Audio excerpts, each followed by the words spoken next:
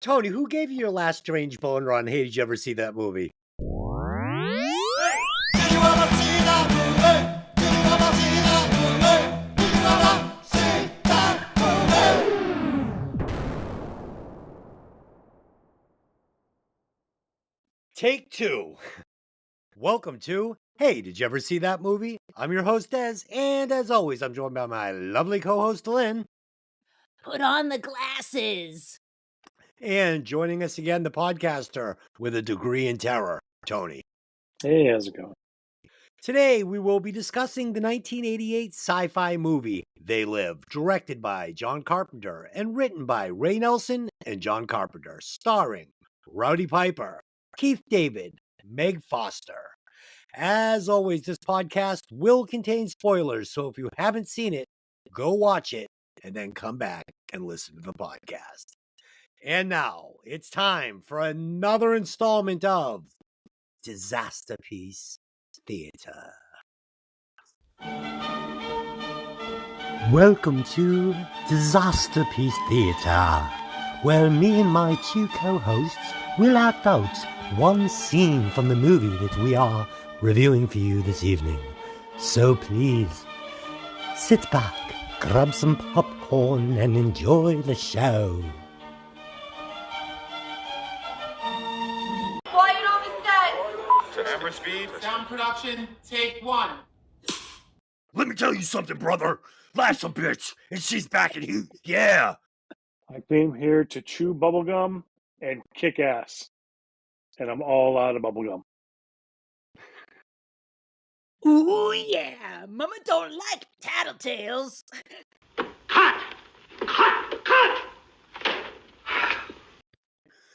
Okay, let's get into the movie section of this. My God, I'm crying.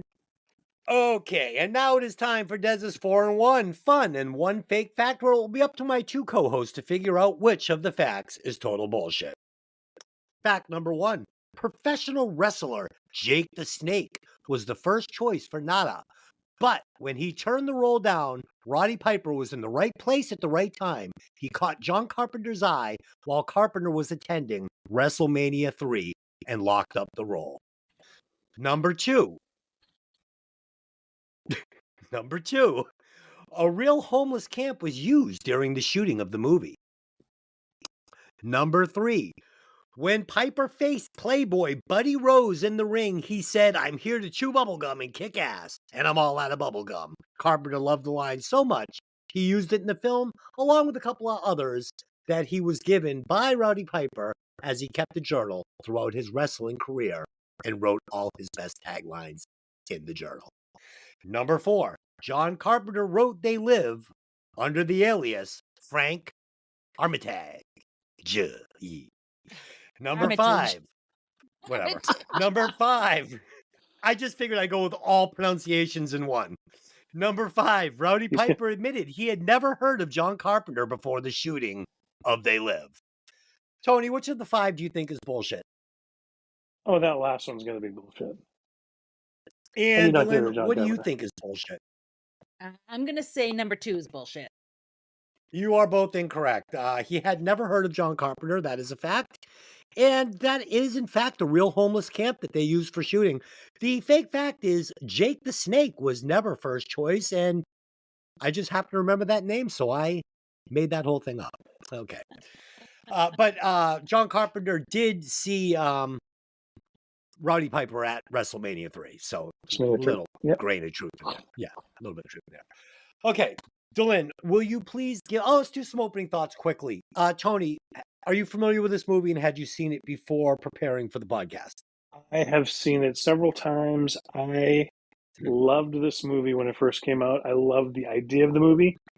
I loved the themes of this movie. I love the underlying messages of it so much that a friend of mine actually wrote a sequel and a second sequel on top of it. Wow. So I can't wait to throw this shit out after we're done. So yeah, that's crazy. It's just my uncle actually did that with the Road Warrior. The second Road Warrior movie, not Mad Max. He loved it so much he wrote a sequel to it. My uncle was or is an actor. He's been in tons of stuff in Hollywood, and yeah, so he wrote a sequel for it. Fun kind of fan fiction, you know. And Delyn, had you seen this before preparing for the podcast? Absolutely. I mean, Yeah. I kind of consider this if you're doing, like what's the word I'm looking for? Like like Rocky Horror. This kind of isn't like that same genre, like those kind of underground, very cool movies. Uh why am I missing the term? Tony, you know what it is. It's a Uh, cult classic. Thank you. That's exactly what I was looking for. Nice. Um It's yeah, if you're a Carpenter I love fan, it. you're gonna know it. Yeah, absolutely. And that's the thing too, is like it's very Carpenter. It's probably not as well known as some of his other stuff, but I think it's fantastic. So Yeah. So this is one. It's been a while since I've seen it, but it's one that I've seen a million times. I mean, I've junked on this like a bag of potato chips. But after watching it for the podcast, I couldn't believe how relevant it was to like the state of the world right now, the state of society, the way, just see people walking around like zombies staring at their phones. And it's just everything's changed so much. And I thought it was really cool that they referenced the year 2025 in this as, that the complete breakdown of, not society, but, the lower to middle class and, people thinking for themselves and being conscious and, would be complete by 2025. And here we are. And it's just like, I don't know, man. It seemed to like he got it pretty right, and a lot of times you see these movies where they predict the future and they don't get it right. But I thought this one really did. I thought it was pretty cool. Um, I usually pair this one up when I show it to people. This and Videodrome. I don't know if you've seen Videodrome oh, of before. course. Yeah, You- absolutely. That one is frighteningly accurate for today. Everyone will be known by screen names. Everyone will be known by videos only. It's very rare you'll meet people in person. It's just this whole technological nightmare that we've become. That's one that I would love to. I actually watched it maybe a week ago and was just like, oh man, this movie is just so cool. So yeah, Videodrome's got to go on the list. oh, we'll Um, put it on the list. Tony, Tony, what about FX? Have you seen that one? With oh yeah, that was a great one. The Yeah. mystery one Yeah. with back in the day. Like I think it was Yeah. 83, 84. Yeah, the guy who's the film special effects guy, and they come Mm-hmm. to him to pull off an assassination. Yeah, I watched that one the other day too. I think it was same day I watched Videodrome. That's a Just fun having movie. a moment. Yeah, I was just in that frame. I was looking through our thing and I was like, oh, Videodrome, oh, FX. So yeah, I was watching some classics. All right, yeah, let's do the synopsis and get into the scene breakdown. All right. So our synopsis is as follows. Nada, a wanderer without meaning in his life, discovers a pair of sunglasses capable of showing the world the way it truly is. As he walks the streets of Los Angeles, Nada notices that both the media and the government are compromised of subliminal messages meant to keep the population subdued, and that most of the social elite are skull-faced aliens bent on world domination. With this shocking discovery, Nada fights to free humanity from the mind-controlling aliens. Right. So let's do it. Bring us into All right. this gem. As we go on, George Nada, played by Rowdy Roddy Piper, is a homeless laborer who arrives in Los Angeles looking for work. The national economy seems to be in decline, and the poor and middle class have been especially hard hit, living in shanty towns across the city. Nada goes to an employment office looking for a job, but they have nothing for him. He stops and listens to what appears to be a rambling street preacher, Raymond St. Jacques, but he dismisses his message and leaves when he notices the police have come. Not giving up, Nada eventually finds work on a construction site.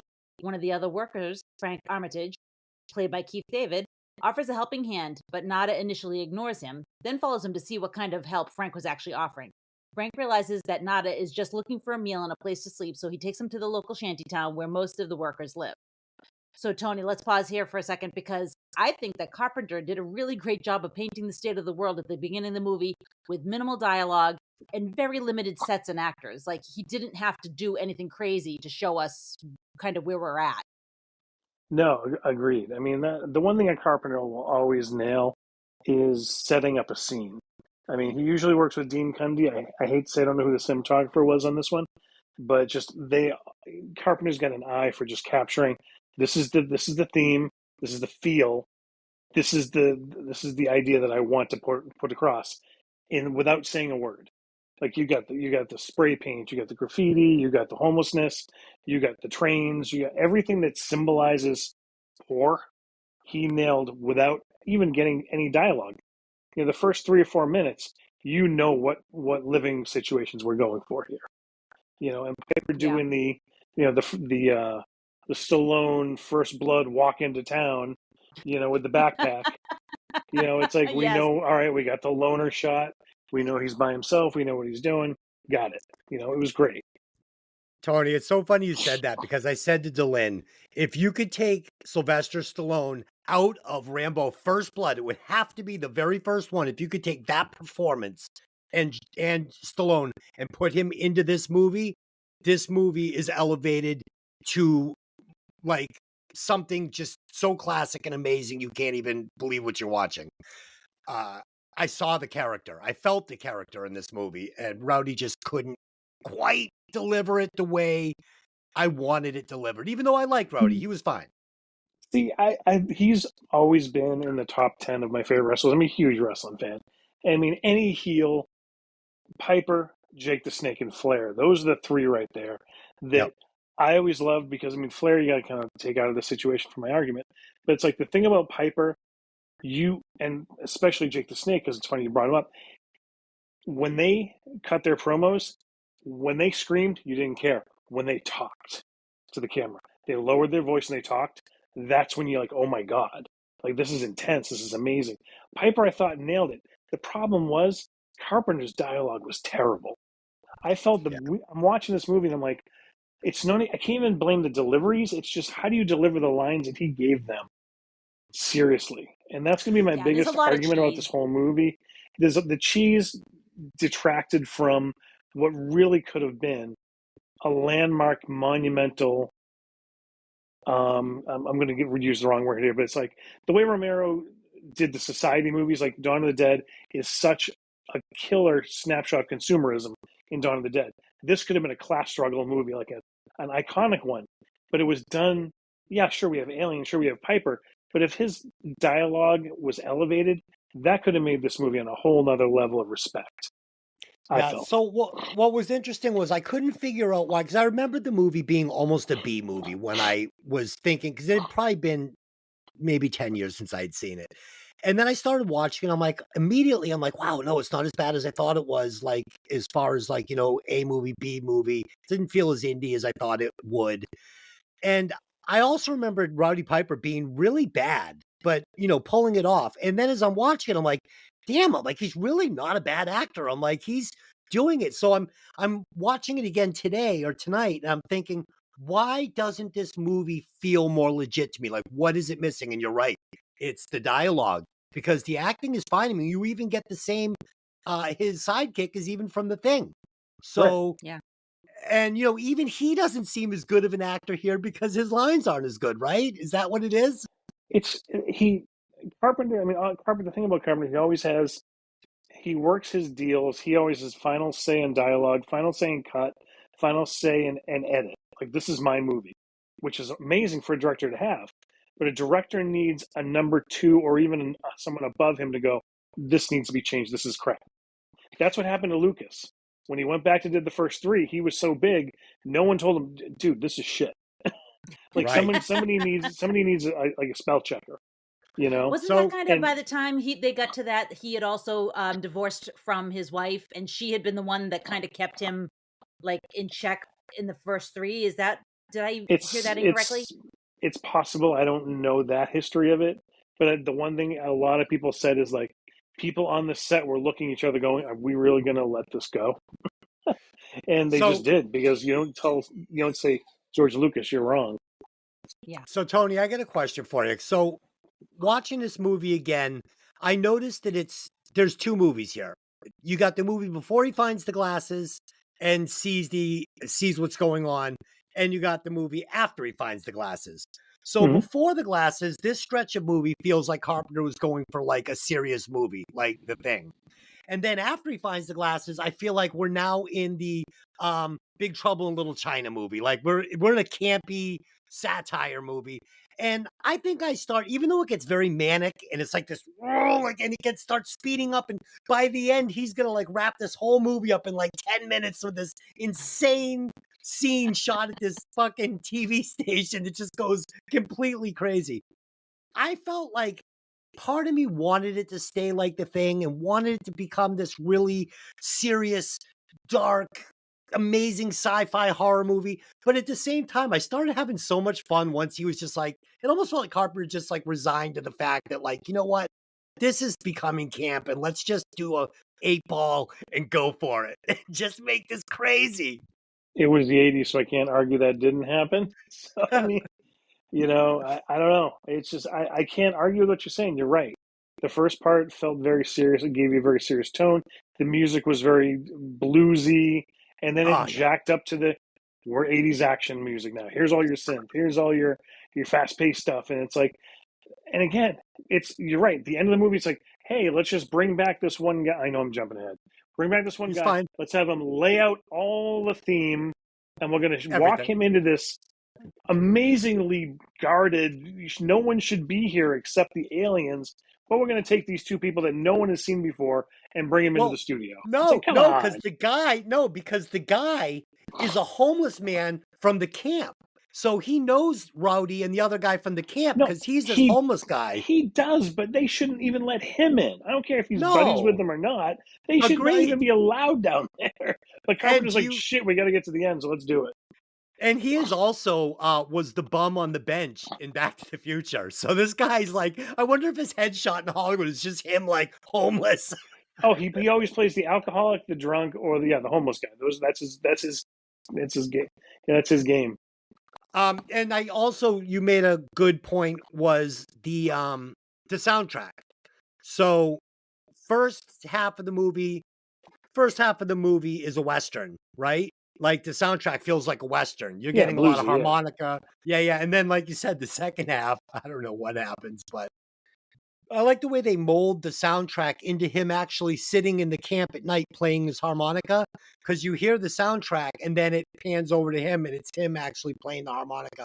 So I thought that was pretty clever. But yeah. Yeah. So Lynn, what did you think of the opening scenes? Yeah, I mean, like I said earlier, it was really, I love how quickly he paints the picture of what, like you've got him walking into town, like we said before, but then like he's got the bedroll on his back. He's got everything he owns is on his back, and you can tell he's warming his hands over the subway grate. Like, it's like, that tells you where he's at in life. And, there's that one shot that he's walking by and there's people using, cardboard boxes as like umbrellas. Yeah. And I'm just like, oh boy, it's like, they're showing it to you, What's interesting about that scene, though, is he's the only one that's not concerned about the water getting on him, about the rain hitting him. He's just walking right through it, which I love. Yep. It's So been yeah, I through it. really appreciate that. And shout out to Keith David. I loved him in The Thing. And he actually, I meant to say this when we did The Thing and I forgot to, so I'm going to say it now.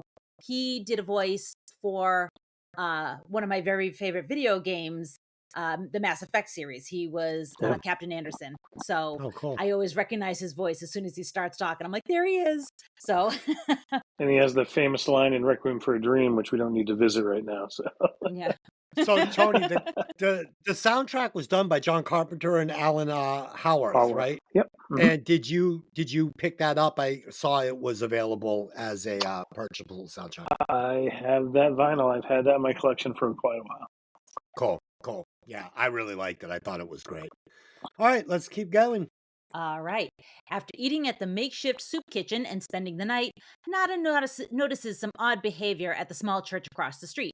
Gilbert, played by Peter Jason, a man from the shanty town that Nada met earlier, collects the blind preacher and takes him to the church. He stays there until almost 4 a.m. The next day, when Nada asks Gilbert, the man is cagey about what's going on over there. Nada decides to investigate because he's nosy, and he finds a room in back that appears to be a makeshift lab. He also notices that the choir singing is actually a recording and not people, and there's a hidden compartment in the wall filled with boxes. Nada intends to leave, but the blind preacher is right behind him. He touches Nada's face and tries to engage with him further, but the spooked Nada takes off. Throughout the day, Nada watches as people move in and out of the church, including a car that takes off with a load of those cardboard boxes. He tries to talk to Frank about it, who basically tells him to mind his own business. So Des, it doesn't really take them long to get right into the meat of the movie, and they give you an indication that something's not right. Like that night, the broadcast is interrupted by the pirate signal, and it's saying people are being controlled, and all the people watching the TV, including Nada, get the headache. So you kind of get right off the bat that there's something going on that's fishy, you know? Yeah. I I enjoyed this more on my second viewing because when you get some of the when you see it twice, you understand things that are going on that you won't understand the first time. And one scene in particular that really I thought was cool was so the helicopter starts flying around the church the next day, and you'll see the head of the soup kitchen guy, and Gilbert. they're both looking up at the helicopter with their glasses on, and on a second viewing that what they're seeing is an alien spacecraft and not a helicopter, because the helicopters are all spacecrafts and drones. And that was the other thing, man. Like Carpenter got the drone right, right? Like we're seeing drones, and it's so cool, man. He really nailed it. But I thought that was really cool. Um, yeah, and then we get a good jump scare here when the preacher catches Rowdy snooping around, and then I wanted to hear hello, is it me you're looking for? He's like touching his face and fucking, but no, we didn't get that. But yeah, it's all great. This is all really good stuff. I love they've got the preacher choir going in the church. Just yeah, it's a lot of fun. I You thought almost that have to the wonder too if pirate he was touching his face because if you touch one of the ghouls' faces, if they feel different. Yeah. Like they look the same, but do they feel different if you touch their Yes. face and really kind of start messing around? Is that why he was so intense about touching him? And then he's touching his 100%. hands and he's like, you work hard with your hands. Because it was the signal that gave everyone the optical view of what they looked like. You could Mhm. feel that they were different. You couldn't see Yes. them. Good Yeah. observation. I think that's exactly why he was feeling his face like that. Well, when we get to my 100%. screenplays, I'll explain it. Yeah, there was another really great character building moment too, where um the guy, what's the other construction worker's name? I know they like hardly anybody had names in this movie. It was like construction worker one Frank. woman, like yeah. It's So Frank. Frank invites him to, get a hot meal in the shower, and Nada says nothing. Like he says nothing, and he just starts following him like he's following him, and then he says, I don't like people following me, and he goes, well, I don't follow people, I don't go with people till I find out where they're going. And I thought this was all really pretty good stuff. I thought their relationship was interesting, to say the least. Like the first shot we get is, Rowdy working with his shirt off. And then we got Frank kind of notices him out of the corner of his eye, out of his purple shirt. And he kind of, oh, he's macho over there. So he kind of like machos up a little bit and starts getting a little macho. And it was an interesting dynamic between these two. And again, it's the small details that Carpenter tried to put in to show that, Piper has been around. Oh, you got Yeah. working hands. Yeah, all right, we got that. Hey, do you need any help on this construction site? Well, it's a union job. Well, can I speak to the foreman then? It's like, don't Yeah. try to bullshit me. I know how it works. And I was like, all Yeah. right, there you go. So it's Well, like, also showing the union guys doing nothing. Was that a dig at the writers union in Hollywood? And because, he was trying to make political statements when he was writing this movie. So I almost felt like that was a little dig there. I don't know. Yeah, I mean, But I just, can't imagine he would dig too hard at that. That's part of his bread and butter, but he might dig yeah, at like, the plumbers union or. it's just, the one thing that I always like that I always forget is in there is when the signal breaks through at night. You hear it, you're watching it. They cut to the preacher who's blind, nowhere near the TV, mouthing the words that's coming through the TV. So that tells you, all right, he's obviously part of this. What is Oh, going yeah. on? Who is this? Like they're setting up this great conspiracy. And that's one of those scenes that just made me go like, I forgot how good that was. That was a really good, to show how big it's getting. It's not just one, who are these people? All right, obviously we're in the middle of it. Yeah. What Yeah. was interesting, too, if you notice the way he's mouthing it in absolute perfect synchronicity with it. And even when the guy starts to like kind of pause, the preacher's pausing with him, it was creepy. I really liked it. I really liked it a lot. Yeah. Did you notice the secretary in the fingernail commercial eating the cheese with the cheese. fingernails? That Yeah. was so cool. Fucking The love Lee that. press-on nail. Yeah. Yeah. Really good. Really good. All right. So that night, a large police force arrives and surrounds the church, forcing the inhabitants to flee. Gilbert, the man in the pirate broadcast, wow, that's hard to say, and the blind preacher run through the shantytown to get away. The police then turn on the shantytown, destroying it with bulldozers and beating the blind minister and the pirate broadcaster to death. Nada, Frank, and most of the inhabitants flee. Nada returns to the site the next day and investigates the church again. The lab is now empty, and the front rooms of the church are smoldering. However, the secret compartment wasn't discovered, and he takes one of the boxes and runs with it. In an alleyway, he opens it, expecting to find something valuable. However, it's just a box of cheap-looking sunglasses. He keeps one pair and hides the rest in a garbage can. Now, I'm not going to pause at this point because this is the money moment. So walking down the street, Nada puts on the sunglasses. He's confused when it causes him to see in black and white, not just a darkened lens. But then he notices a billboard that simply says, "Obey." When he takes the glasses off, it appears to be a regular advertisement for a computer. Another billboard, which displays "Come to the Caribbean," features a woman lying on a beach, but now it displays the text, "Marry and reproduce." At a nearby newsstand, all the printed material contains subliminal advertising in capital letters, most of which read, "Obey, consume, sleep, no independent thought, do not question authority." While he stares disbelievingly at the magazine containing the subliminal messages, a man walks up. When Nada looks at him with the glasses, he sees a strange skull-faced humanoid with bulging eyes and molted skin. When Nada removes the glasses, the man looks like a white, regular male human. The man gets into his car and drives off while the owner of the newsstand approaches Nada, telling him to move on. Nada sees that the paper money the man holds bears the words, "This is your God." So, Tony, this scene blows my mind every single time I see it because it's creepy. It gives me chills because it's like, especially now, especially with all the subliminal. It's fucking accurate. And honestly, Frighteningly so. the ghouls kind of are hampered by the effects that were available at the time, but I still think they're really impressive.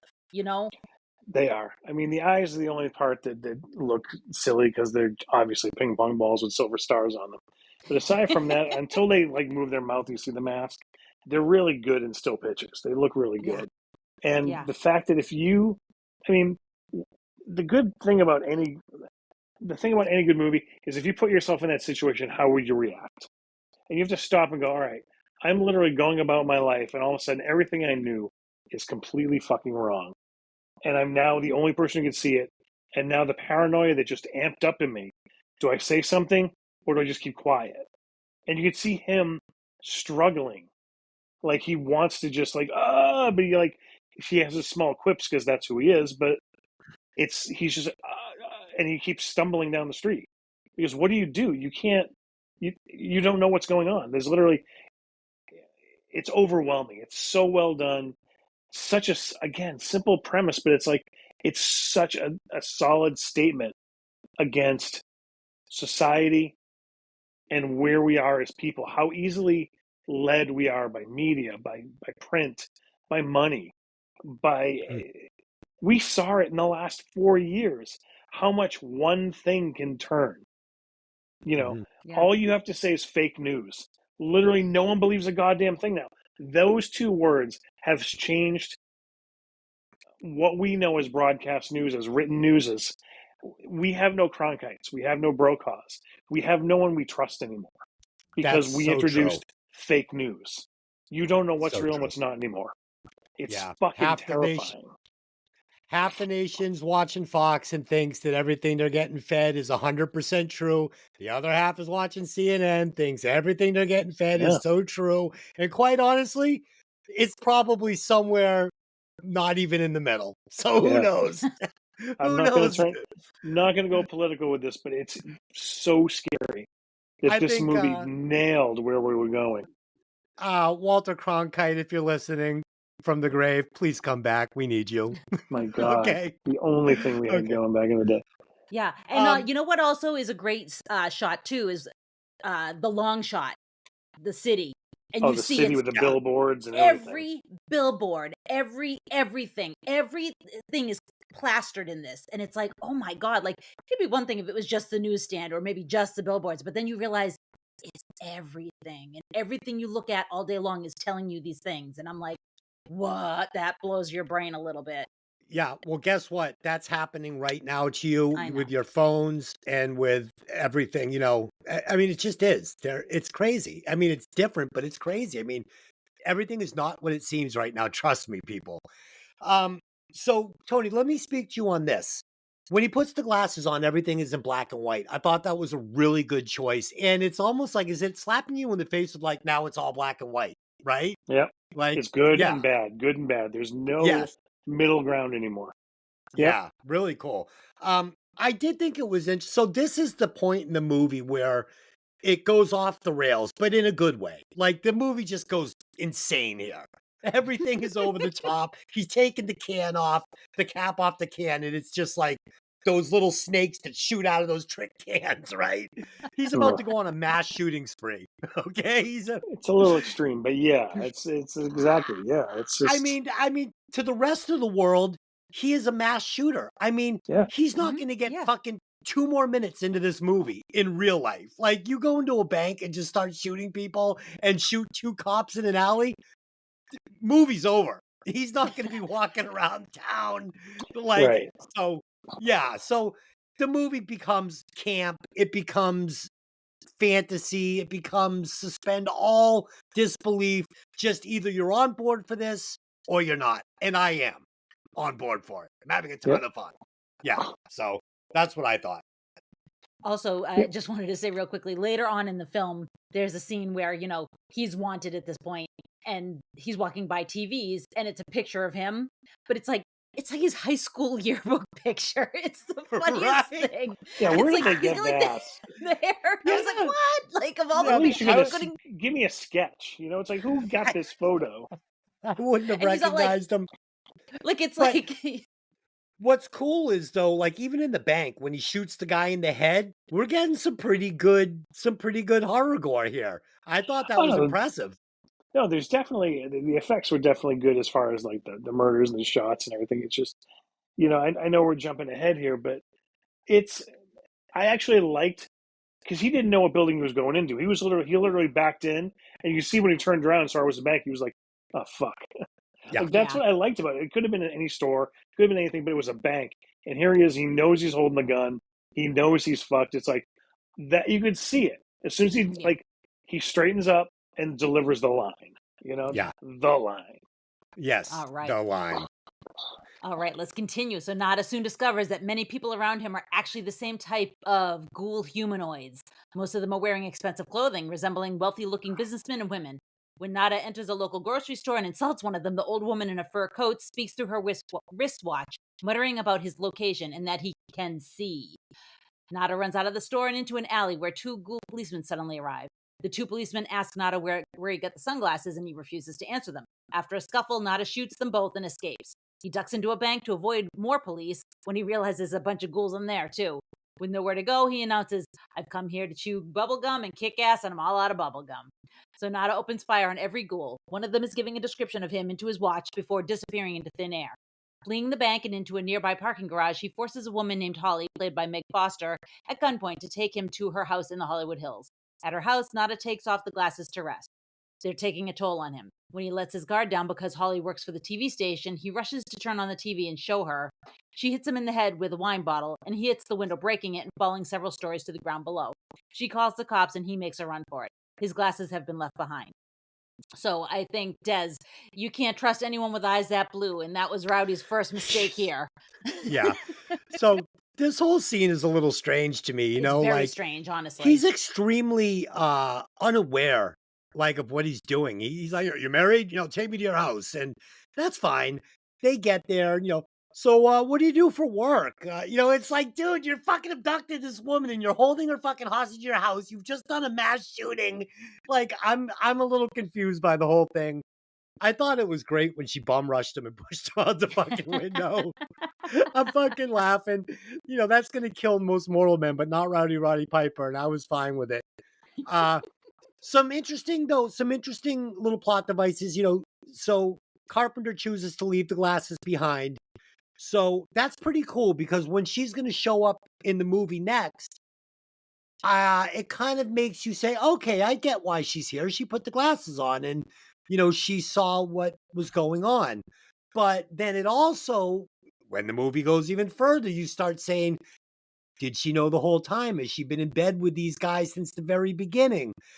I love all that. Again, this is great writing because I'm starting to do that thing I do when I watch movies where I start developing my own ideas.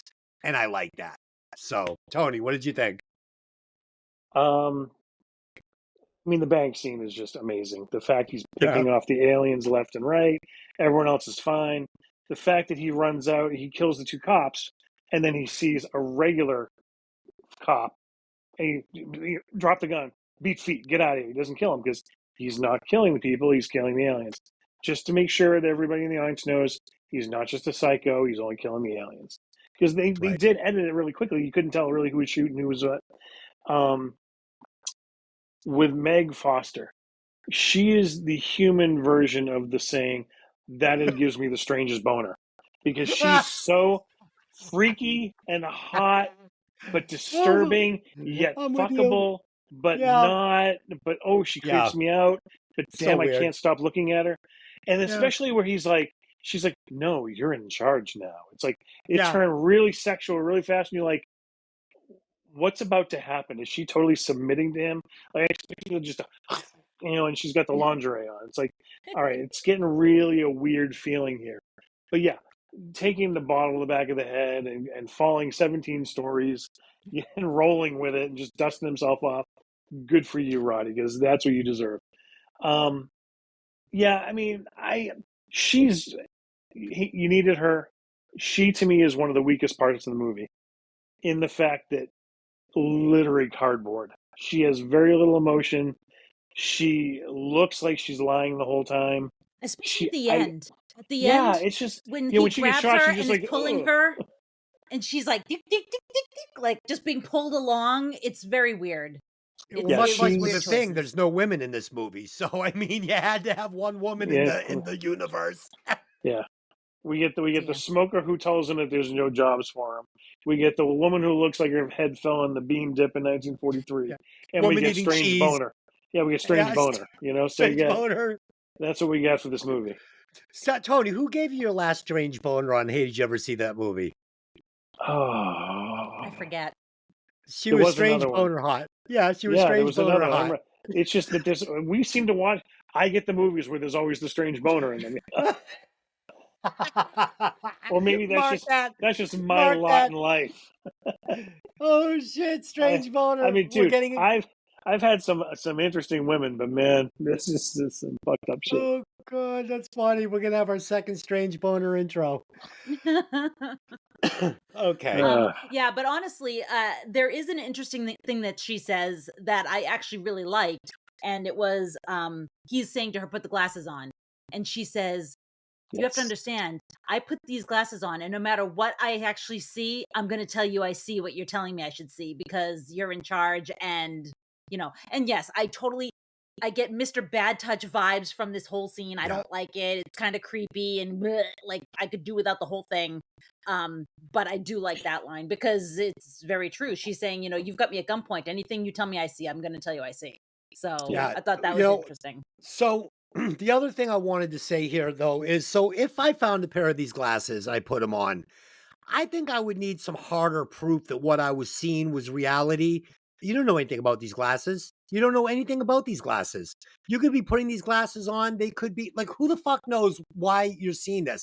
Is it real? Am I really just killing humans? And these glasses are making me think they are aliens? I need a little bit more evidence of what I'm seeing. And I almost kind of wish that at this point they had let Holly, was that her name? Holly? Yeah. Yes. Yeah, put the glasses on and say, "Oh yeah, I see it too." But maybe give us a wink of the eye, like to say she's just saying this maybe because she's at gunpoint, or is she?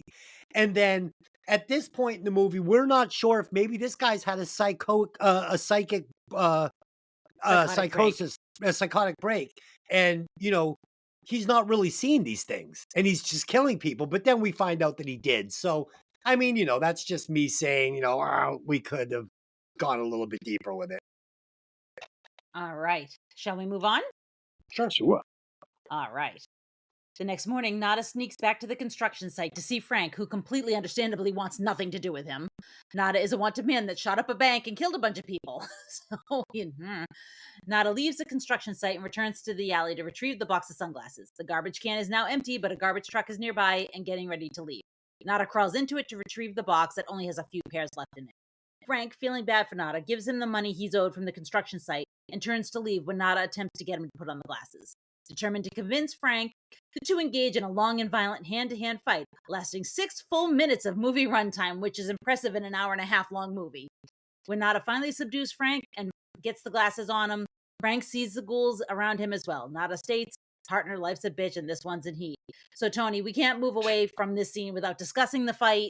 Piper and David trading actual blows and using a lot of Piper's wrestling training and knowledge. I actually enjoy it. It doesn't feel like, it feels like a long fight scene, but it doesn't feel like a long fight scene. Dylan, didn't South Park recreate that?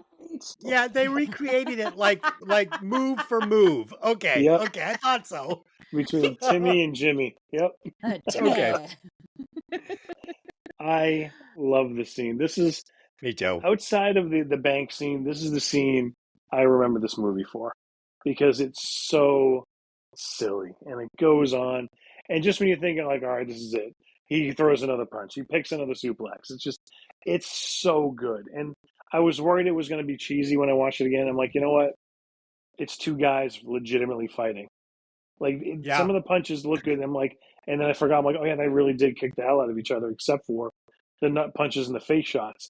All the body blows are real between them. All the kicks are real because they Crazy. wanted to really give the impression of it. So love this. Yeah, I love it too. It's a great fight scene. And the whole time, he's succeeding, making me scream in my head, just put the fucking glasses on, look, just look. And you want him to look so bad, and you're never sure if he's going to actually look because he's holding his own and he's like, I am not fucking looking.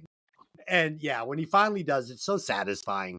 And that almost made the 6-minute fight work, because when he finally put it on, it was like, hallelujah, he sees it too, and now we've got 2 people that see the aliens. And I love that. Also, you also have to wonder, like, is this kind of a little bit of an indication of how hard you have to fight some people to see, quote unquote, the truth, or to see, like, Definitely. yeah, like, Exactly. it's like a huge, and I don't want to look. I don't want to look. I don't want to see. The only thing I would have thought would have pushed over the edge is if he literally found some pliers and was pulling teeth out. That would have been the literal. Oh, That's the shit. only thing Carpenter didn't do in this movie is like literally pull teeth to make somebody do something. Well, like in The But- Matrix, some people don't want to be woken up. They're happy just sleeping through their life. And yeah. True. Yeah. Yeah. So Right. is Nada Neo? He chose the Not blue a pill, Neo? definitely. Are we stretching it too thin with that? Maybe a little. I mean, the scenes following this of both of them beat to shit, slowly walking through the sidewalk, looking at everything, trying to be cool, but so not being cool. Like, is another one of my favorites. Is like, David Keith, like, head in a swivel, and just Piper trying to just stay conscious from the swollen lip and the swollen head. It's just like, and look such a great. great scene. And the makeup work looked great. I mean, the dude's back of his head is hamburger. They're Oh fucking yeah, that was a beat. great one. Yeah. Yeah, so good. I was like, oh. So they get the hotel room, which I thought was interesting. Yeah. And they go up there, and I love here is where Rowdy is almost euphoric with his headache. He's like, you get high off it. These glasses are like a drug. And then you come down and you get the hangover. But yeah, I thought that was pretty interesting because it said to me that being asleep under the spell of the signal really just turns you into almost a zombie. And when you break that spell, you get this euphoric high because you're conscious and you're awake. I thought that was pretty cool. Oh yeah, I also wanted to mention the speakers sleep, Yeah. sleep. Like that was creepy too. Like I saw that, I was like, "Ooh, I don't like that." Like that's nuts. So Tony, And would that's you like actually to John see? Carpenter's voice. Oh, was it? Yeah. Oh, cool. Would you like to see this movie remade as a real Hollywood, like the real deal? I would like to see the sequels made. Okay, so what? Like they live again, or they still live? All right. Do you want to hear it now, or do you want to wait till we're done with everything? Yeah, no, let's do it. Go ahead. All Give me a right. little. Quick as I could be. We do a quick summary. The whole second movie starts with a quick summary of the first movie, what it is, why Okay. it happened. But during the credits, we start going back even further. We go back to the Wright brothers. We go back to the steam engine. We go back to Tesla. We go back to Edison. We go back to the major names of American history. And before that, we go back to the pyramids. We start seeing different etchings. We see different things like that. Basically, what the whole movie is that we wrote. We didn't write the whole movie, we wrote big parts of it.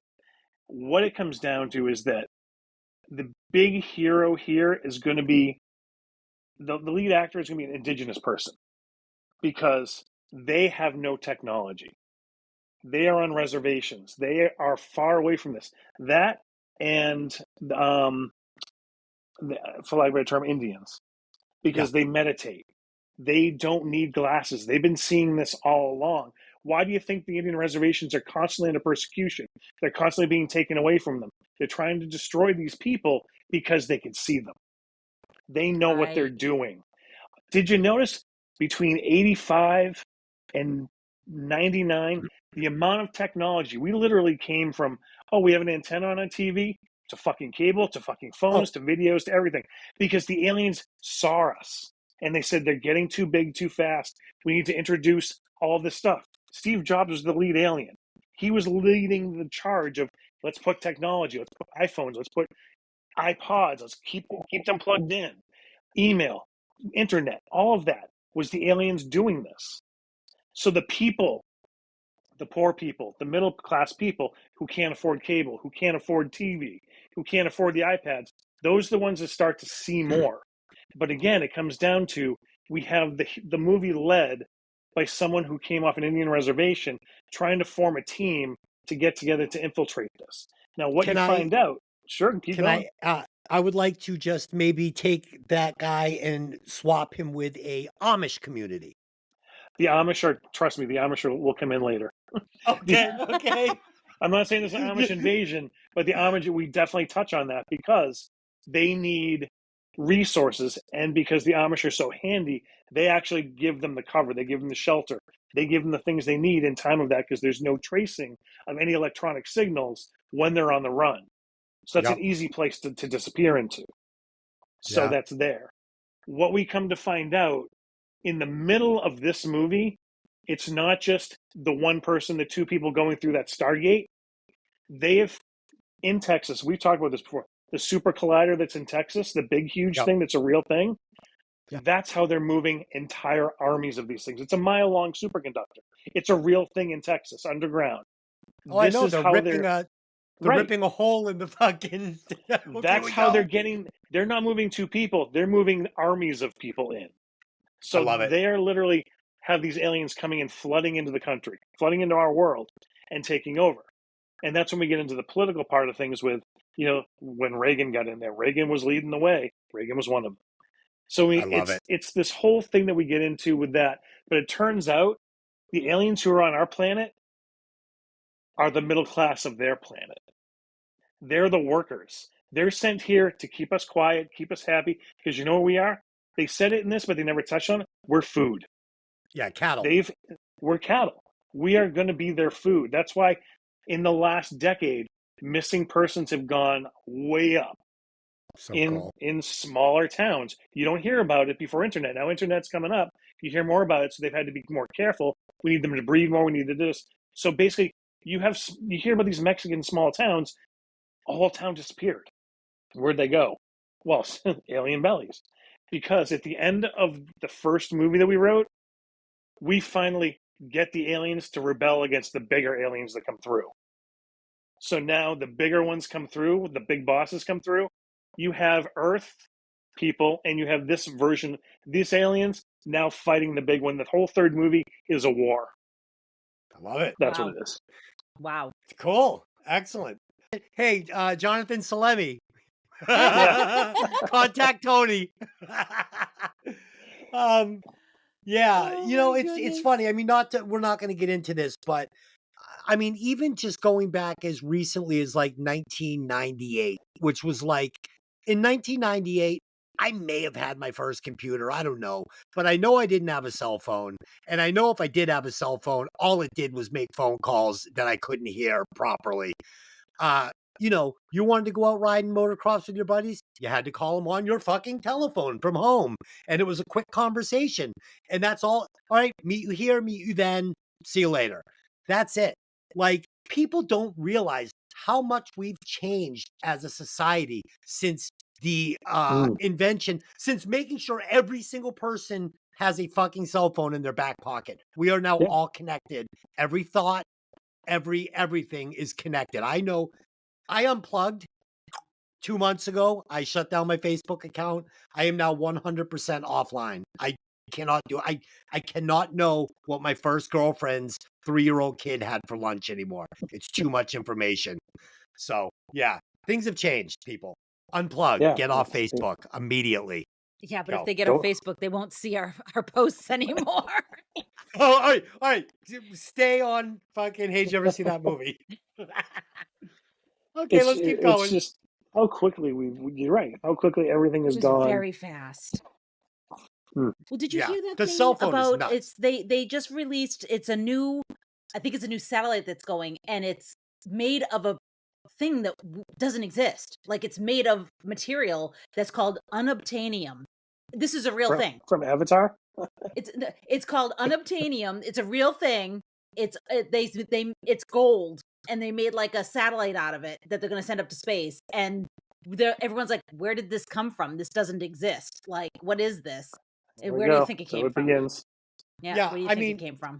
the biggest addiction that I've seen ever in the history of man is the cell phone. I mean, literally, you 100%. drive your car, you like 50% of the people driving by me, I'll look over, they're going 90 miles an hour with the phone literally up in their left hand in front of their face. People Yeah. cannot put their cell phones down. You see teenagers and young adults literally stumbling around, staring at a phone. You watch sporting events, concerts. These people are watching the event through the camera on their phone. It is fucking insane. It's I'm insane. totally guilty. Totally guilty of it. It's I think awful. we all I are. can't deny it. It's like I stop, I pick up my phone, I'm like, and then at the end of the night, I'm like, why am I having a headache? That's why. Because I'm fucking Yeah. staring at a screen the whole time. Yeah, right now I've got my DraftKings baseball lineup and I'm looking over at it on my phone. There you go. Yeah. See, I do this thing where I come home and I plug the phone in and I walk away from it and I do other things. And then he gets mad at me because he's like, "You don't ever answer your phone." And it's like, because I'm not tied to it. I refuse to be tied to it all the time. Yeah, Yep, I'm tied you to it put your plenty, phone but down. You put your phone down and you start fucking necking on your computer. Give me a break. All right, let's go. You're not reading Hamlet. Let's go. oh, Oh, Okay, mon frere. Let's get this thing going. Wow. Wow. Our listeners are like, what just happened for Uh, 20 minutes? Step one for divorce. There we go. All right, we all It's heard all it. good. It's all good. It's It not the is. first stupid shit thing he said to me. But anyways, so Okay. Frank joins Nada as they check into a local Fleabag hotel to heal up and plan their next move. And of course, there's this weird conversation between the two of them, and Nada's talking about his dad holding a knife against his throat. I don't know. I didn't like this part. So when Frank goes for weird. groceries, Gilbert happens to see him, sees that he's got the sunglasses on, and tells both him and Nada about a meeting that night. There, they're given new contacts to put directly in their eyes that will give them less headaches and interference. Also, Frank is given one of the wristwatches the ghouls use as a two-way radio and a transport device.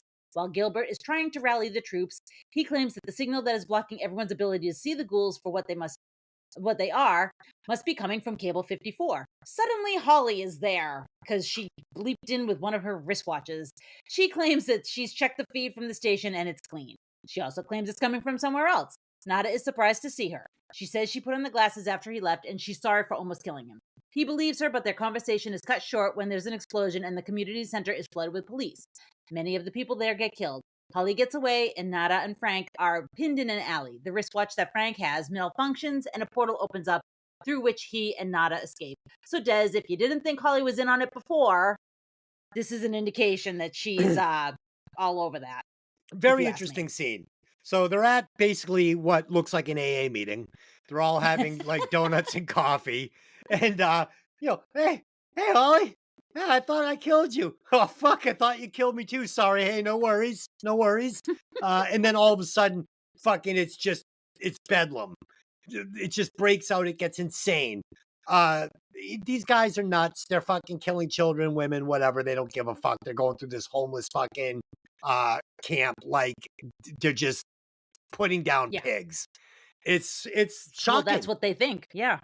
Yeah, it's shocking. It's a great scene. I absolutely love it. Why does Frank get the watch? They've got one watch. Why does Frank get it? I Anybody? think because I think Nada had his hands full with like an Uzi and something else.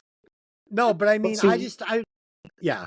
Go ahead. they knew Frank. The guy knew Frank more than he knew Nada. But these guys seem like they'd be. Oh, right. Yeah, but you're telling me there's not somebody a little more like tech savvy that needs to have that watch in the Resistance? That's like I don't know. I'm not giving the Well, Death 'cause they said Star those are the only- plans Those to. are the only two that said they were going to go to the station. That's why. Yeah. So it was Okay. either They Nada said or you can Frank. listen in on the radio. You can hear the two-way radio Okay. through this. And they said there's Gotcha. a way to open up a portal, but we can't figure it out. We've worked on it. We can't figure it out. So they've spent some time Okay. with this wristwatch and couldn't figure it out. Okay, I gotcha. So Tony, at this point in the movie, are we led to believe that this is a worldwide phenomenon, or is it just happening in this city and this is the beginning? They never say it's worldwide. I don't think we learn that until we go underground. I think we're still like, all right, this is in the city. But obviously, if they can do billboards, they could do money, they could do everything. Yeah. It's you get a bigger scale of it. But it felt because we like haven't, it felt like they were shooting the fucking like the signal out of like fucking Wayne and Gar's basement on like Aurora seriously, public cable.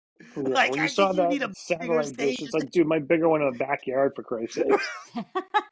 My I mean, my I'm direct assuming TV it was dish city looked by more city. advanced. Yeah, I would think it would be city by city, and I'm assuming like just LA is the one that gets uncovered. But LA being uncovered would be a big deal because everyone in LA has now seen these things. Right. So what do you do? But Do you nuke LA?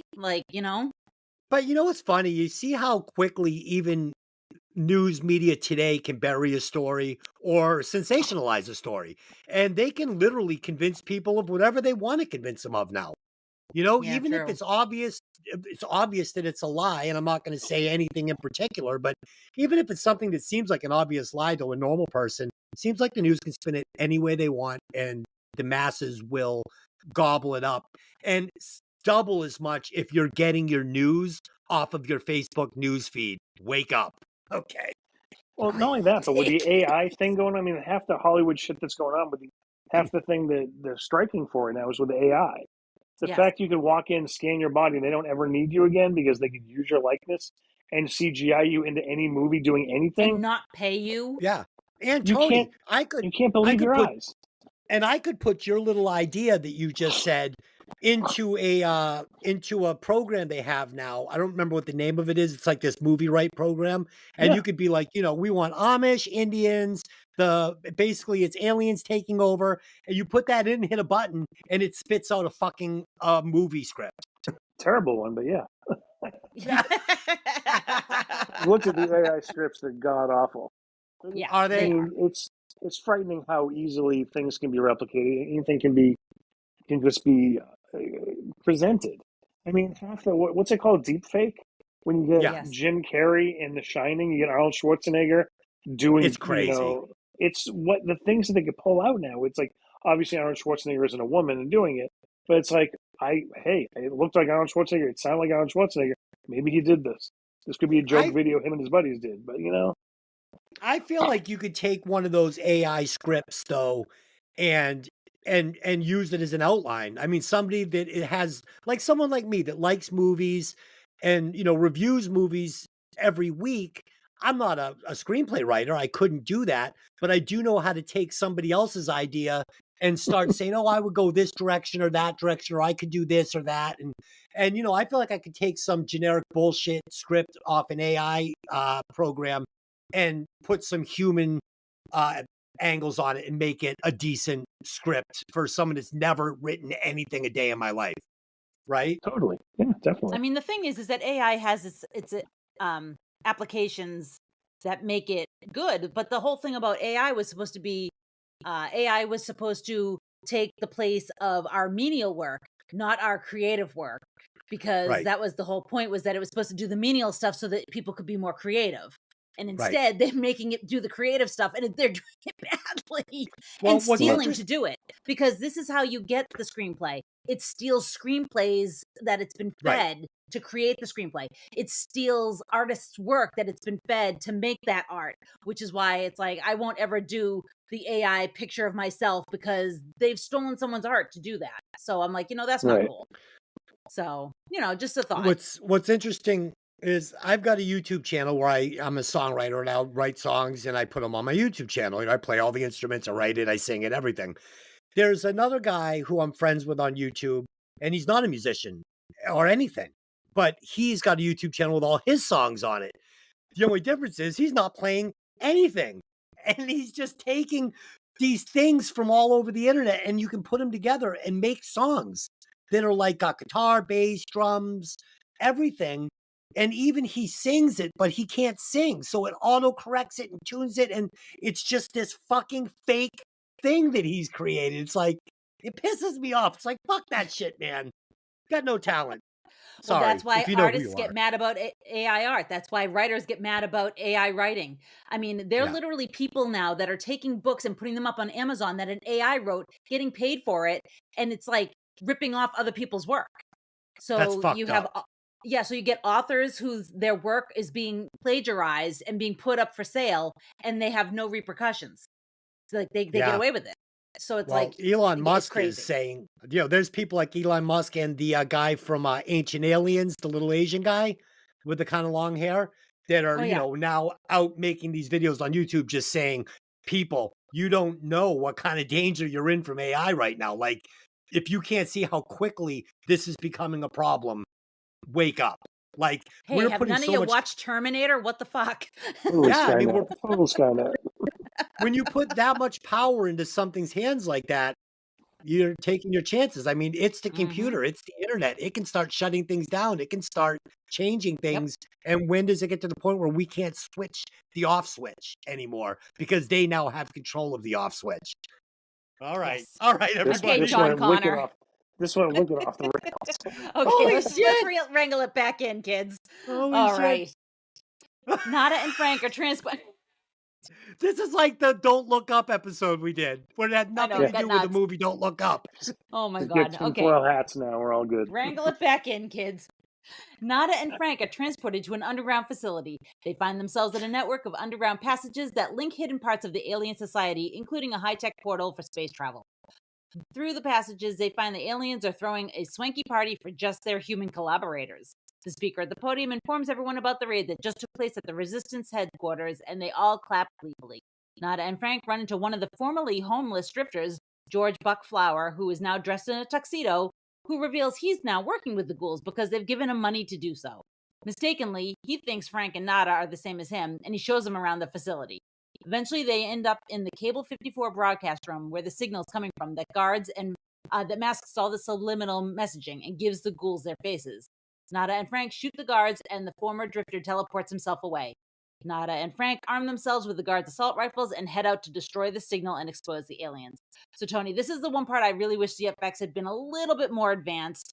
The facility could have really benefited from some green screen and things like that. But what they did was great, but it could have been more. Of course, this is me looking at it with 35 years of FX between this movie and today. But I think about what could have been done, and it's a little disappointing here. I mean, shit. The Backrooms program that is on everybody's games now has more detail than these do. These are literally concrete tunnels, and that's it. Yeah. And all of a sudden, Yeah. it's like this gala in the middle of the underground. It's like we missed shooting that day. It's like, come on, we could have done something. I agree 100% on that. The end of this movie falls apart for me. That's where I Big think it's the time. weakest part. Literally, they shoot every single person they shoot at. They take no grazing. They take no injuries. Oh, it's It's just stormtroopers. Oh, Oh, completely. not only is it stormtroopers, we're actually going to get the scene from the detention center where he's going, just get in the hole, get in the hole. I'm like, okay, you're pinned down in the fucking hallway, into the trash compactor. Go ahead, sorry. No, no, you're right. It's just the end of this movie. I'm not a fan. They try to sum up too quick. Everything is too easy. Everybody who needs to get shot gets shot. The only part that works for me, because it's dark, is that Holly out of nowhere fucking jacks Daily Yeah, Keith. Like, oh my god. Like, you don't see Yeah. that. Like, I didn't see that coming the way it happened. I love off that they didn't camera show though. it because it's like off camera, which is even better because I'm like, oh. It's, Yeah. come on.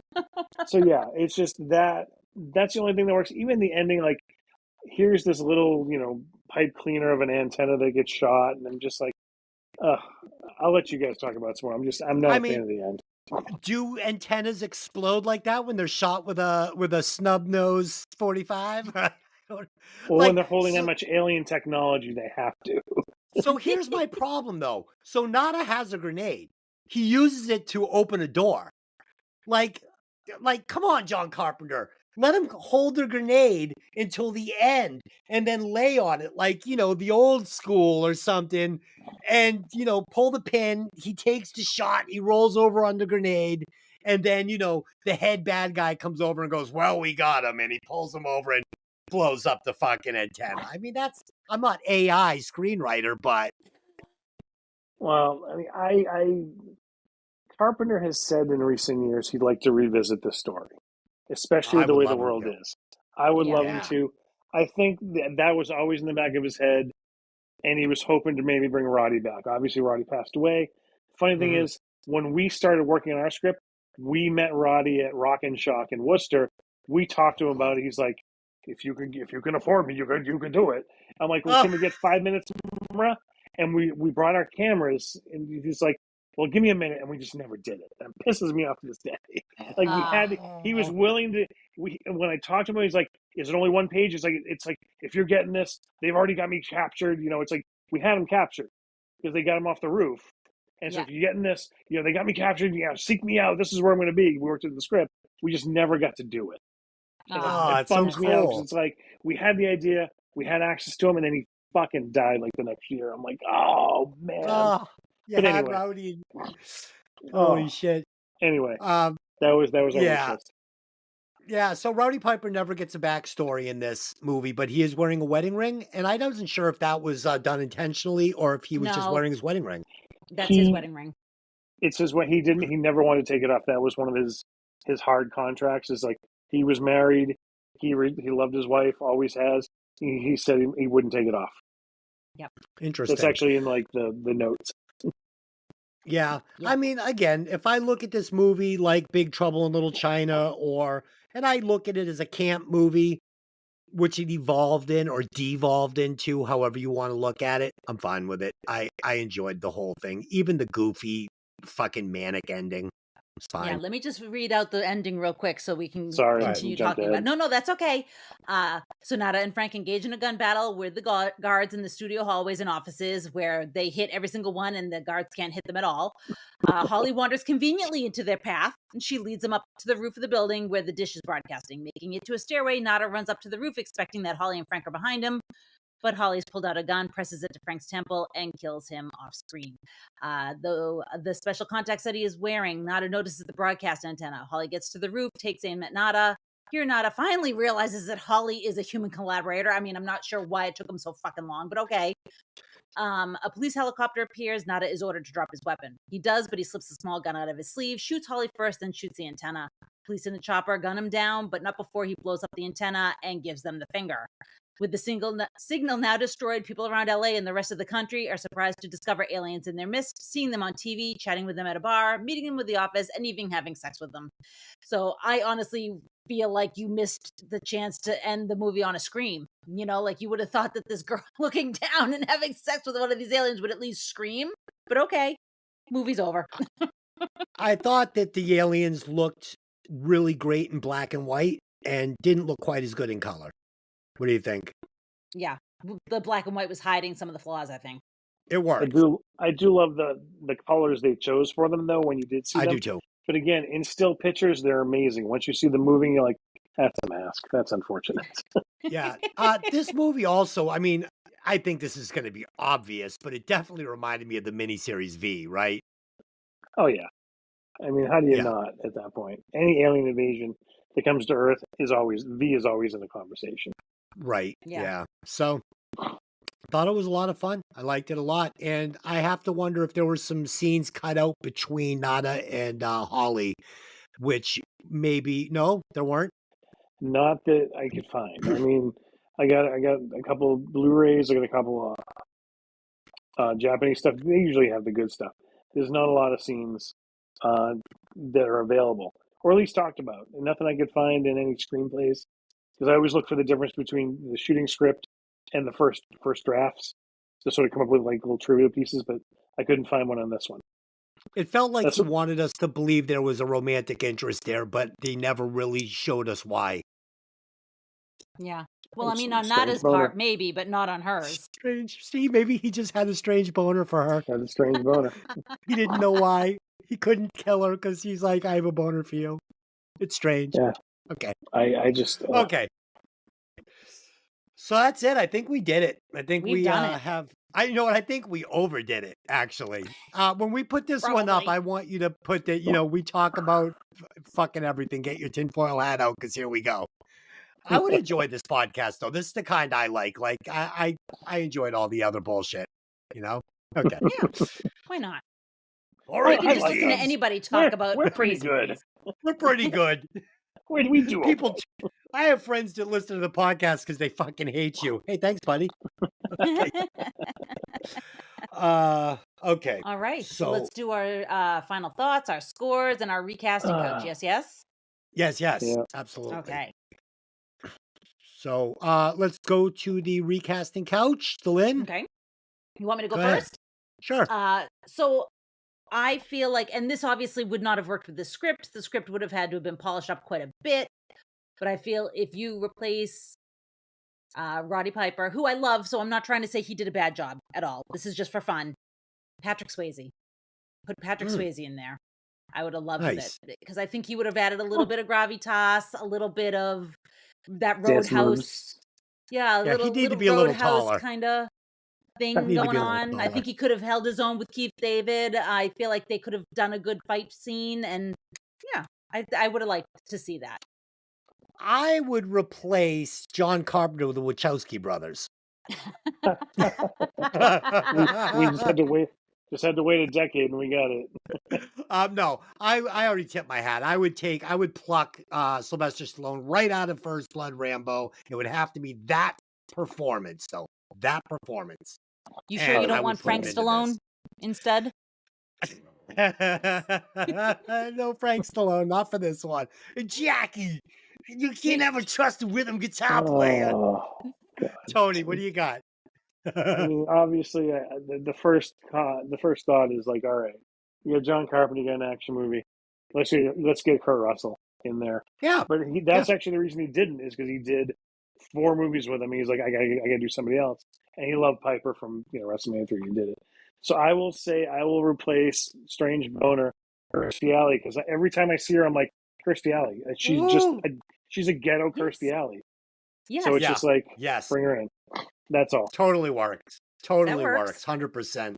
Put Yeah, Patrick it's like you Swayze said- in there. Like you Yeah. said, Tony, it's so weird. It wasn't Rowdy Piper. People think it's Rowdy Piper that kept this thing feeling B, but I honestly feel like it was the writing. I feel like it was the I agree. writing. Totally. Yeah. And it's a bummer. right. This movie could have been. We'll get to that. Go ahead. Yeah, this movie could have been fucking special. This movie could have been special. It could have been right there with the thing, right? Like I think it so. could have been that caliber. And I probably would have I even mean, the enjoyed thing it is more than something the thing. very, very special. So that's a hard sell for me. That- But This could have but- been too. It could have been on a sociological Yes. scale here. That's the thing. It's like this ultimately comes down to class struggles, and that's what I really loved about it, and why I wrote the whole second part.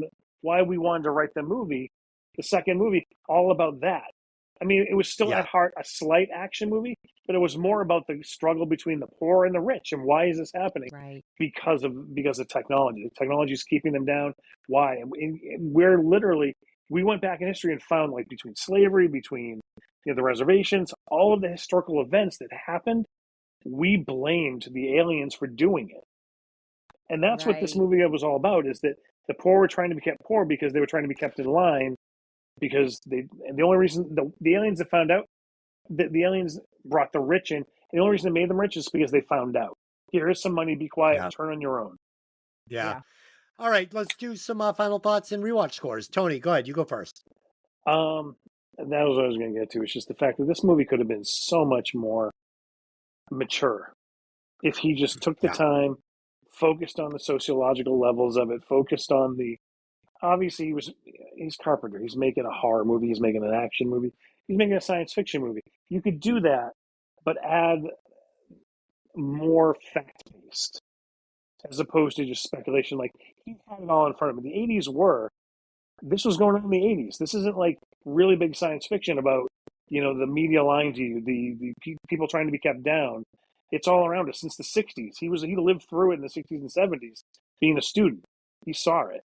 So I feel if his writing was just stepped up, I feel if maybe he didn't direct it and sold the script to somebody else, they could have taken this vision and just gone to a much better place. The movie Yeah. itself, I'm always going to have a soft spot. I love Roddy Piper. I'm a huge Carpenter fan. There are lines, there are scenes, there are shots in this movie it should be just immortalized, and they have been. And they will all, I mean, I'm here at Chubo and Cape Ass. That will be known for this movie way after we're dead and people find it. So, I mean, the rewatch for me, if it's on, I'll wait for that scene, then I'm going to turn it off because the ending sucks to me. It's a terrible ending. So I'm only going to give it like a 3.75, even though I love this movie. That score is not going to reflect where I hold this movie, but I'm not watching it a lot. Tony, It's fair. I got to tell you, it's amazing. Black Christmas, man, is like, this thing is like the little train that could. This fucking movie has like just wormed its way into the fucking, hey, did you ever see that movie fucking charts? And it just is, like, it can't be taken out. It can't be taken out. Yes. This movie can't be taken down. It's above Tombstone. It's above Tombstone. See, I don't know But if that's I would because have of Mikki. You did not get me on that. Tombstone, I would have put that shit up. I love Tombstone. When I saw that you were doing that and I wasn't part of that, I'm not going to say I was mad at you, but if you called me within the 24 hours, I wouldn't have picked up that fucking phone and I wouldn't have written you back. I Tony, was so angry. that was Tony 2.0. That was her husband. He wanted to do an episode and he was like, "Can we please do Tombstone?" And that It's like was his his favorite like movie. request. And yeah, so I have 4 but- posters framed in my basement. Tombstone is one of them. and Mickey gave it like a 2 or some shit. I was like, "Fuck you!" Like a 1.2 or something. It was awful. No, Come She on. fucking nuked that is thing. one of the best westerns ever made. Okay. I love Mikki, but she nuked that movie. Yeah, she fucking nuked it. So this movie, you look at movies even from the late 70s, like Invasion of the Body Snatchers, which is a movie that I find extremely scary with God, yeah. no budget on special effects, but the acting and the writing is so fucking good. It's so good. Jeff Goldblum, the fucking older guy, what's his name? Donald Sutherland, Leonard Nimoy, all of them are classic. Sutherland, oh my god! So that movie is fucking terrifying, and I saw it too young, and wow. So this movie is everything that movie isn't, but with a better story, a better idea. And the real shame here is that it hit so close to the mark here, 3 decades later, and had they done it more like Invasion of the Body Snatchers and made it the movie it should have been, this could be something that people are just like, you watch it and your fucking mind is blown. This was made in 1988. Get the fuck out of here. Unfortunately, when you watch it, it feels like it was made in 1988 by a guy who maybe hadn't honed his screenwriting craft yet. I think But he John Carpenter had a because he great already idea. done the thing. But he dropped the ball on this Escape one. from New York. I mean, he's Yeah, got some so what classics there. happened? So what happened? I'm going to blame budget because one of the things I watched was a few of the makings of after I watched the movie, and his thing was like, I had a certain amount of budget that would allow me full control. So I think if they said, all right, we're going to give you 10,000 more, but we get final edit, he's like, go fuck yourself. I'll take this many millions and I get control. So I think it really comes down to budgetary constraints of what. But I mean, that doesn't forgive writing. You know, your writing should still be there. Especially when he's the writer. So he's not paying the writer. The budget wouldn't really reflect on the dialogue as much as like the special effects. There was one scene we didn't talk about, which was the spaceport, where they're being shot into space one at a time. I had forgot that scene altogether, and I really liked the way it looked. I don't know if you guys did, but I remember watching and saying to myself, God, I don't remember this really cool scene being in the movie. I remember them like almost dodging anything like this in the movie. Yeah, that's kind of what I was talking about when I said I wish that they had done a little bit more with the FX. That was part of what I thought looked a little goofy. You know, I thought it looked good. They walk into a room and the whole room is space. Give me a Stargate.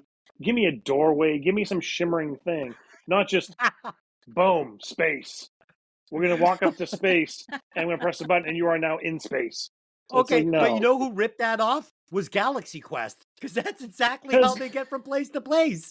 But it's Galaxy Quest is a takeoff. What's the word? It's like a send up. Thank you. All right. Yeah. Okay, so my rewatch score for this is going to come in just a little under Tony. I'm going to say 3.385. 3.385. Okay. Yeah. I'll be specific. Right. Yeah. That's okay. So my final thought is very similar to you guys, so I'm not going to retread at all, but writing probably could have been a little better. Weird boner could have been better. Nothing better than a weird boner. You know, I love Rowdy Roddy Piper, and I think he was really trying, because especially when you see the beginning of the movie, he's bringing it. Like, I was impressed at the beginning of the movie, and then things go off the rails, like we said, and it gets a little campy, it gets a little weird, and not always for the best. So, I still love it. I love this movie. I watch it whenever it comes on. I'll put it on for a while and watch it for a little while. But like Tony, when you start getting towards the end, it starts to lose a little tread. So I'm gonna give it a 3.62. So that's a little bit in between the two of yous. So let's see. Just because I can't let this end without us talking about it. The fact that every alien human guard talked into the Ghostbuster sensor. Oh, yes. I can't let that go. They literally had the prop from Ghostbusters. Like, the little raising thing. That's it. Yes. No, it was the actual, and it was the actual prop. Yeah, I saw that immediately. But budgetary constraints, they just ran over and grabbed it off set. Yeah. So we didn't say it. The budget of this movie was, from what I can see, it was about $3 million, maybe a little more. And it did open #1 at the theater for the first week, but that was it. And it made its money back in the first week and disappeared. So it was pretty much this movie broke even. And it's funny because it is a cult classic, but it still never reached the popularity of a real cult classic. Because there's a lot of people you'll say, "Hey, did you ever see that movie They Live?" And they say, "No, never heard of it." But yeah, it's coming back this weekend. That's why we do it. Yes, it's actually its 35th anniversary. It's crazy. Mm-hmm. Yeah. Yep, But not like a real cult classic that everybody has seen. You know, it's one of those kind of like fringe cult classics. The movie poster, so fucking great. I would get that tattoo just because it looks so good. Yeah. All right. It's a great shot. So do you want me to tell you where it is on the list? Yes, please. Okay, so this comes in at number 23. It Okay. gets, the score is a 3.585. It's under Right The where it Departed. belongs. It's under The Departed, but it's right above Office Space. And where's Black Christmas? Number 16. Nothing gets above Black Christmas. Honey, Not read off the anymore. movies above Black Christmas. Yeah, give me the top 15. Okay, so Top the 15. top 16. Well, I'm going to give you the top 16 because Black Christmas is 16. So Black Christmas is even with The Heat and Bridesmaids. Right above it is Starship Troopers. Right above it is True Lies and The Ref. Above that is Constantine. Above that is Lethal Weapon. Above that is The Lost Boys. Above that is Big Trouble in Little China. Above that is True Romance. Above that is The Boondock Saints. Above that is a tie between First Blood, Wedding Singer, and Central Intelligence. And then above that is Sinister. Above that is Daddy's Home. Above that is RoboCop. Above that is Creepshow. Then we have a two-way tie at 2 for Jaws and Dodgeball. And then a 4-way tie at number 1, Beverly Hills Cop, Galaxy Quest, Lethal Weapon 4, and The Thing. How is okay with Daddy's that. Home even fucking mentioned in this list? Because I gave it a 5. Because Des loves it. He gave it a 5. Oh, that's fucking bullshit right there. That movie sucks. No, that's a laugh. No way, dude. We laughed out loud through the whole thing. Like, we rarely laugh, like, literally are laughing out loud watching a movie. We watched it together, and we were both literally belly laughing out loud for an hour and a half. Is the Mark Wahlberg one? Yes, the first one. I'm gonna have to the first go one. back and watch it because I don't know what goes on with it.